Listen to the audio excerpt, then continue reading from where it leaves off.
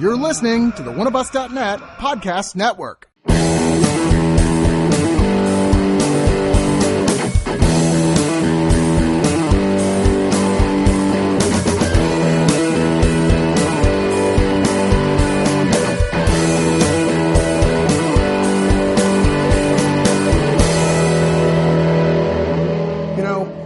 There was this movie that came out that was a filmed version of a play about Thurgood Marshall that premiered in 2006 in theater with James Earl Jones, and then eventually HBO filmed it and aired it in 2011 with Lawrence Fishburne. And this was my first real exposure to Thurgood Marshall as other than knowing what everybody else knows, that he was a very important Supreme Court justice and very involved with civil rights, I really didn't know much about the man. And honestly, I want to just throw it out right from the get-go. Watch that. You can get it on Blu-ray and DVD. You can stream it. You can watch it on HBO Go. It's astonishing and one of the best things Lawrence Fishburne has ever done. It's a one-man play with him as that character, which presents him as this bigger-than-life guy who's really witty and just super intelligent, very charismatic but flawed, really great. And then we have this new film about Thurgood Marshall called Marshall, which is fine. Yeah. It's fine. And I think maybe my expectations were raised very high, both about after seeing that play, falling down a wiki hole for hours reading about this guy's life is just so fascinating. But also just the fact that rather than having a more expansive look at his career, this new film directed by Reginald Hudlin, featuring Chadwick Boseman, that's right, the Black Panther, as Thurgood Marshall, focuses on a very early period in his life and one very specific, small, one particular case, one of the first big cases of his career.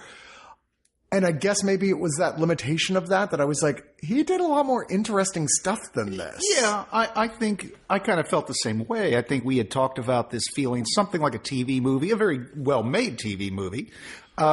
I think this actually helps avoid some of the usual pitfalls of the biopic, rather than try to cram, an entire life into 2 hours. Yeah. They go, you know what?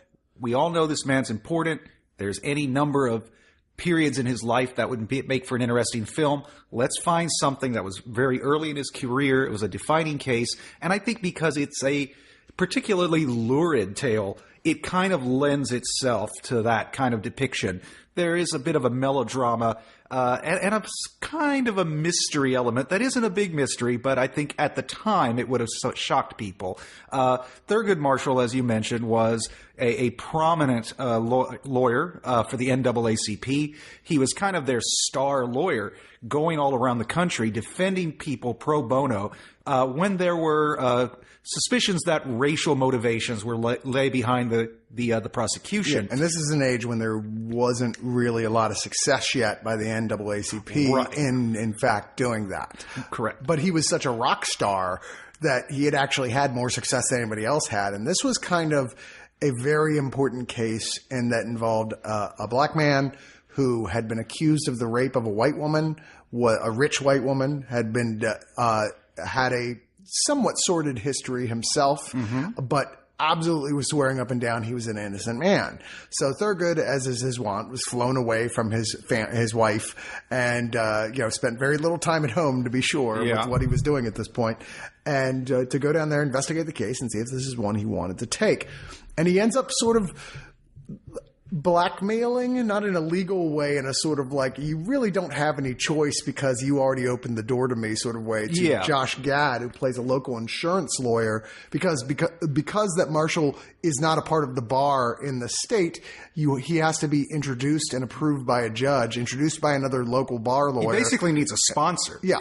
And when he finds himself in front of the judge, played by James Cromwell, does something very unexpected, said, well, I'll let you stay here on this case, but you're not allowed to say anything out loud. You can't cross-examine witnesses. You can't object. You can't even speak out loud. So he is essentially shadow directing Josh Gad's character throughout the entire case. And it's a really interesting dynamic between those two. And it is definitely the saving grace of this film, that dynamic, as they are both pretty electric in these roles. I mean, I think Chadwick Boseman has already proven that he's an easy fit into almost any kind of part. Well, he's one of those actors who just has that ability to disappear into a role. And I think right now, He's not a household name yet. I think that's going to change once Black Panther hits. And for those of us who've already seen him in other things, we already knew that this guy had the goods. Now, he manages to, it should be worth pointing out, that he does not look anything like Thurgood Marshall. No. It's almost distracting. And yet, from the moment he's on screen, he just completely commits to that character in a way I prefer, rather than just throwing makeup on the guy and prosthetics and trying to make him look like a waxworks of a once living being. He simply plays the character. And he does so in a way that he gives you the sense that Thurgood Marshall is the kind of guy who is used to being the smartest man in the room, but not being acknowledged as such. And so when he has an opportunity to sort of browbeat people into respecting him, he relishes it. He plays him as a character who's brash, almost to the point of arrogance. And yet, because Boseman is so charming, because Thurgood Marshall's cause is so just, and because ultimately his motivation is to get justice served, you just fall for the guy. Oh, that's all exactly right. You know, Marco. Boseman is just, you just go, I'm going to follow you, whatever you do. Yeah,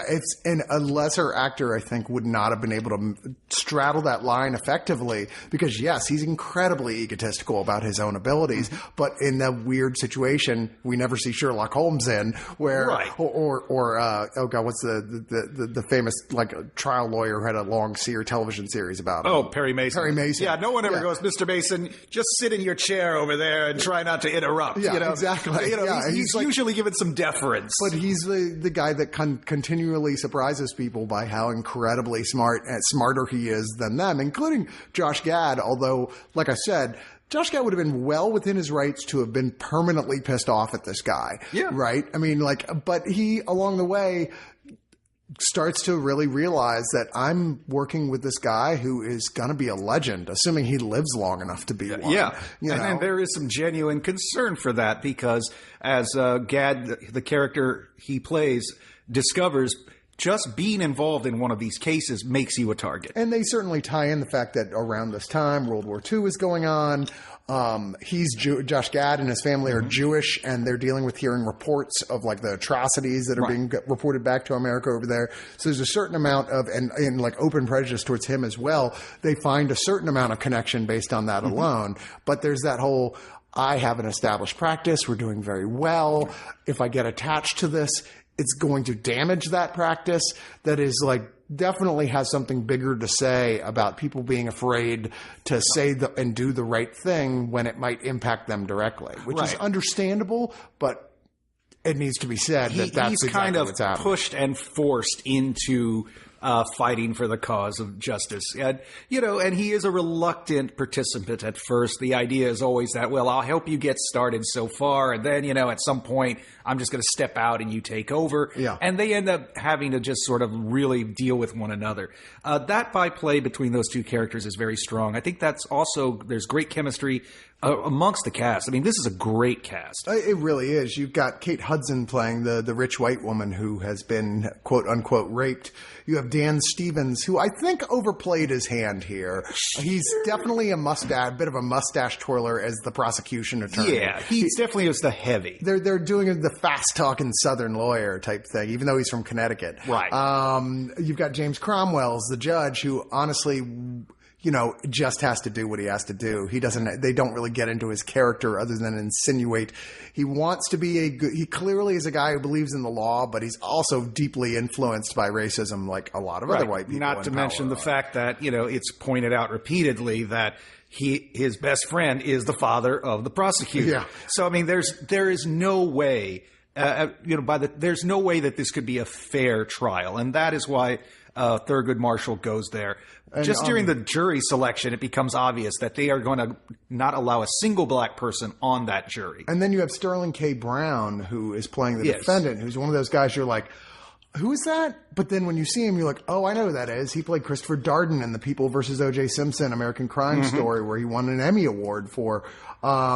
He's in plays Randall Pearson on This Is Us, which he won his second Emmy Award for. And he's one of those guys who's just been in a lot of stuff. And you're like, oh, that guy's great. I like that guy. Yeah. And I suspect is going to be a bigger name. I don't think this is necessarily the movie that's going to propel him to that level. Because ultimately, the problem with this film, as you said, it just plays like a good TV movie, Yeah. but something that is hardly feels like with everything that's going on that it's not even close to as good as it should be. There doesn't seem to be a lot of vision by this director, which didn't really terribly surprise me. Reginald Hudlin is a guy who's been known as an actor and a producer, and he has directed a lot of stuff, but most of it was like his big feature film breakout was House Party, which is a cute movie, but and then Boomerang, and let's see, The Great White Hype, and The Ladies' Man, God help us, and Serving Sarah.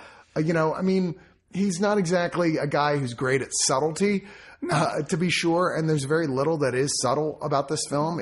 But I will give it props that they're definitely trying to, as best as they can, in ways other than what's completely obvious, to find relevant points to make about racism as it exists today. Yeah, it does connect with certain issues that are happening. I mean, not too long ago, there were stories about, there's still people on death row or in prison today who are protesting these juries that could use any excuse whatsoever to eliminate a black person from the jury pool on the flimsiest of pretenses. And so that scene in particular, which is an extended sequence in the film, just as they're trying to pick the jury, and you see Thurgood Marshall kind of playing three-dimensional chess here, trying to pick the right personalities within this very limited selection he has.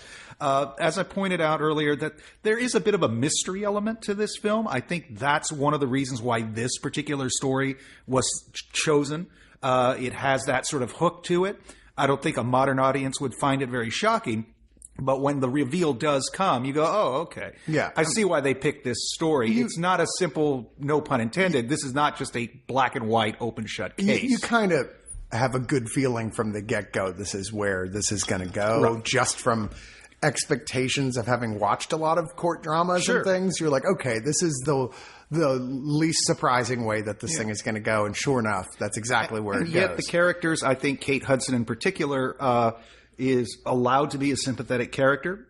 You realize that there's folks in this film that have past, even the defendant, as you pointed out, has a bit of a shady past. He's not on the surface a guy you would necessarily want to believe. Yeah. And of course, Dan Stevens' character is going to hammer that home. Yeah. That this guy is clearly lying, that he's clearly a rapist with murder in his heart. Well, you mentioned Kate Hudson being a sympathetic character, which I thought was one of the more interesting things to attempt, but that ultimately felt a little ham-handed because I get that you had to say something but she does get a motivation. It's hard to make it completely feel like organic inside the story. Essentially there's a point where Thurgood is talking to one of the people who's putting him up there, where he's staying, a woman, and she is like, so you're telling me you need to find a way to prove that this woman lied about being raped by this guy. It's like, is that ever okay to tell a woman she was lying about being raped? It's like, you'd need to know exactly why she would lie about being raped if you're going to do that. There is a moment, and again, we're venturing a little close to spoiler territory, so I'll be careful. But there is a moment in the second act where Thurgood Marshall meets a woman in a bar, and she says something to him that gives him that aha moment. He goes, yes, now I see how this happens. It's a totally random character. For Sherlock Holmes, you would have seen a bunch of words floating in the air around him. And it's one of those moments where I thought, I see why they did that. I don't know if that's historically accurate, but it feels like a screenwriter's contrivance. There are some moments where you feel like, okay, some of these beats are familiar. They're out of a playbook, but they are being, they're being applied to a story that is worth telling. It certainly looks good. It's a handsomely shot and designed film. But yeah, as a piece of cinema, it's not going to blow anybody away. That's not what this movie's trying to do. It's trying to tell an important piece of history and do it in an entertaining way and give a lot of great actors room to just chew the scenery, and in particular, Chadwick Boseman an opportunity to disappear into the role and just create this legendary character before our eyes. So I really enjoyed it. Keep going to your final thoughts. I think I was kind of leading towards that. Yeah. I don't want to belabor the point, but I think I like this movie a little bit more than you did. I do think it is kind of like a TV movie, but a better than average TV movie. I think the real reason to go see this film is the cast, particularly Boseman. And, just, an entertaining piece of history with still relevant points about our current situation. I give this film 7 out of 10 future Supreme Court justices. Actually, if I were clever, I would have said 7 out of 9 future Supreme Court justices. Indeed. But unfortunately, you're not. So I'm not clever. Yes, you are. If I were, I'd be Thurgood Marshall. Don't be not Thurgood Marshall and be humble. Yeah, I like I said, I thought this was really elevated almost only by its performances, and specifically Chadwick Boseman and Josh Gad. While everyone is fine in this, those two it's only when those two are together that this thing really sparkles, because otherwise it definitely feels like a made-for-TV movie courtroom drama. And courtroom dramas have to have something really special about them, or they just kind of sit there, quite frankly. I mean, we haven't had a really great one that really super stood out in quite some time, and I don't think this is the exception. This is just another notch on Chadwick Boseman's belt of acting credentials of course I'm going to play Thurgood Marshall. Who wouldn't want to, given the chance? I mean, the guy's Boseman's all about what other famous black historical characters can I play at this point? And he seems to be the go-to guy for that. He's always good at it. And he also generally is in mediocre films where his performance is great. 41, which is a totally mediocre film, but he's great in it, playing Jack the Great, baseball great Jackie Robinson. Came out of this meh, it was all right. It's fine. But, once again, go watch the HBO one. You're going to learn a lot more about this fascinating guy, and you get to see Lawrence Fishburne give a performance of a lifetime in it. I give this 5.5 out of 10 jazz records playing in the background, because there's a lot of that. I did like that feature, though. I did. I'm always up for a movie that has a jazz record playing in the background. I do like that they go to Minton's, which is one of the birthplaces of jazz, but that's where you get into the TV movie things oh, look, why, hello there, Langston Hughes. Yeah. I'm okay. Yeah, there is a Langston Hughes appearance. Zora Neale Hurston. So wonderful to see you, Dora. Come over here and meet my friend Thurgood. Why is this happening? Why does everybody introduce themselves with their full names? Everyone historical all knows each other. It's like when you go, if you were to time travel back in time, you go to any given person from an era. It's so this other famous person. What, you think we all know each other? I'm from New York, I must know everyone else from New York? Well, actually, if they're part of the Harlem Renaissance, then it's possible. But needless to say, this is an okay movie. Worth checking out, but I wouldn't go see it opening weekend. See it on Netflix. It's an okay movie. I guess it's worth checking out. See it on Netflix.